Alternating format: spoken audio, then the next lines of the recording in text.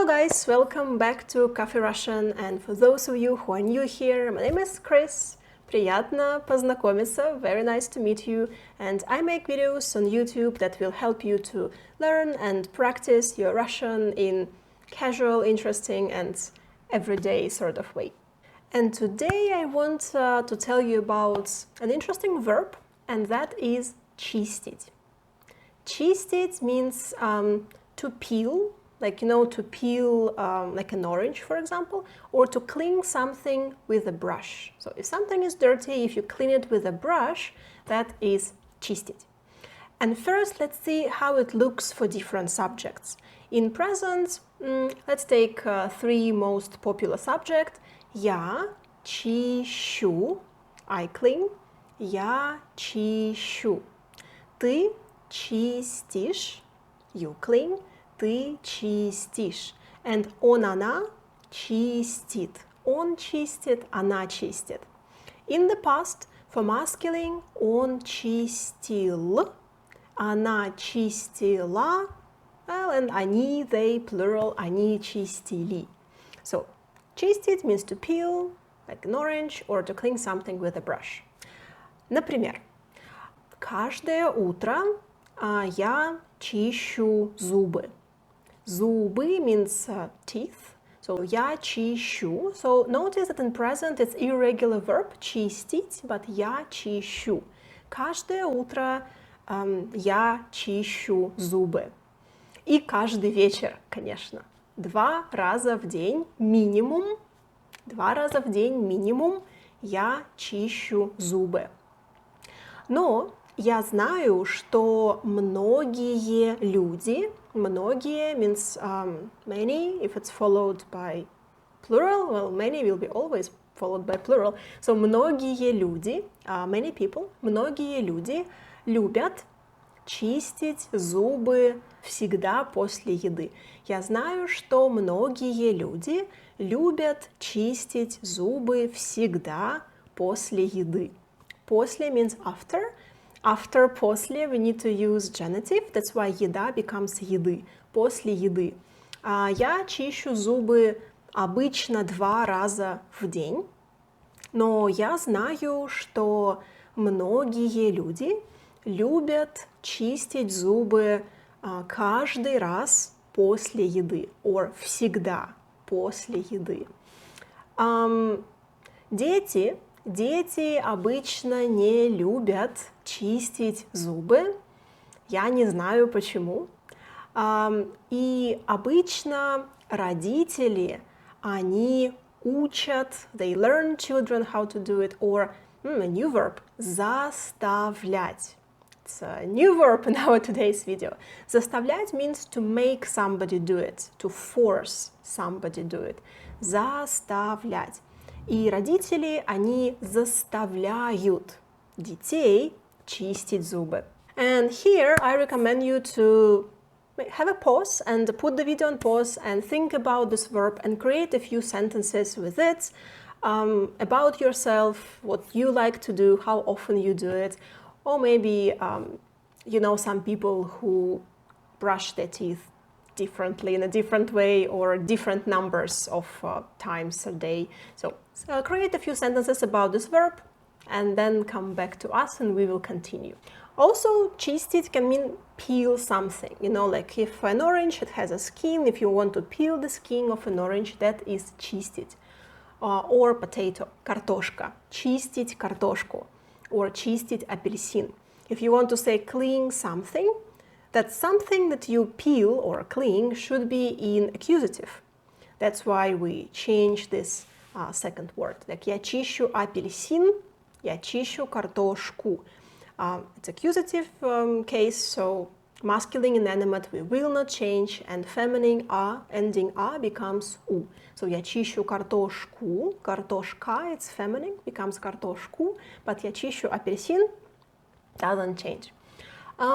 Например, я не люблю чистить апельсины, но я очень люблю есть апельсины.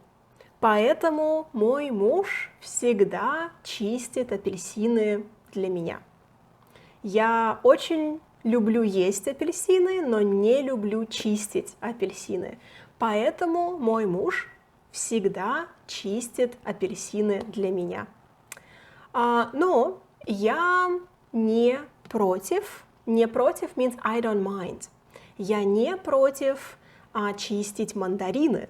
Я не против чистить мандарины, потому что я думаю, чистить мандарины легче, easier, легче, чем чистить апельсины. Что еще можно чистить? Можно чистить картошку, можно чистить морковь, морковку. We say both ways. We say морковь or морковка. So, можно чистить морковку, можно чистить картошку, можно чистить много овощей и много фруктов. Некоторые люди чистят яблоки. Я мою яблоки, но шкурка, it's like the skin of a fruit or a vegetable. We don't say кожа only for people. We say шкурка. Я не чищу шкурку. Я мою яблоки, но не чищу шкурку. Шкурка, that's skin of a fruit or a vegetable. So, чистить фрукты и чистить овощи. So, again, I recommend you guys to put the video on pause here and create a few sentences by yourself with this verb now in this meaning. Maybe what was the last fruit or vegetable you peeled, or maybe do you like to peel apples before you eat it, and what fruits or vegetables you particularly don't like to peel. So anything that comes to your mind, just practice it, create sentences and pronounce them out loud. That's super important. If you have your speaking partner, Russian speaking partner, try to discuss this topic with him or her. If you don't, that's perfectly fine. You can just pronounce these sentences out loud once you make them and then come back to us. Another way how to use this verb чистить, remember it's to clean something with a brush. So for example, you can say чистить обувь. Обувь means shoes. So чистить обувь, to clean the shoes, because usually you have a boot and you clean it with a brush. So that's why чистить. Чистить обувь. And обувь is a tricky word because it's by gender, it's feminine singular, обувь. We say она, she. But in English you can say shoes or shoes.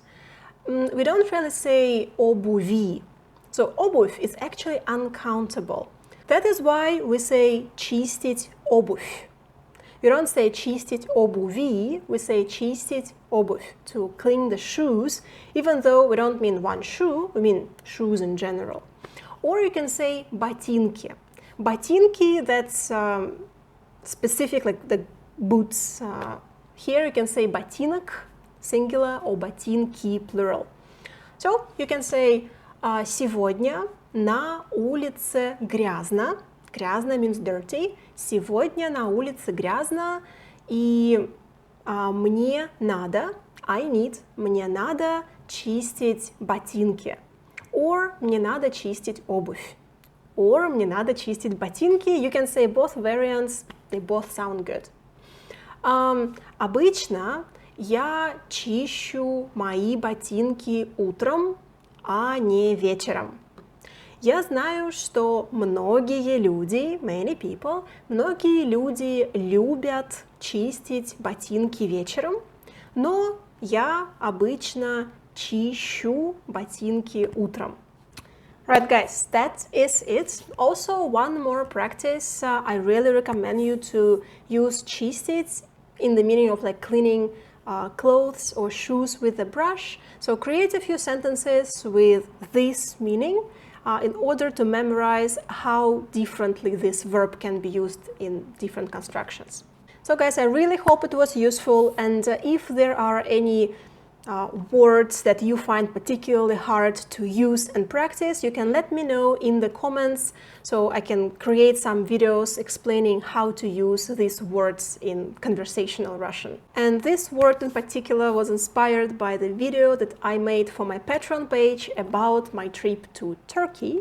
So if you would like to check it, guys, and enjoy their video and practice and vocabulary from it, I will leave the link in the description of this video so you can check it out, and see you in the next video.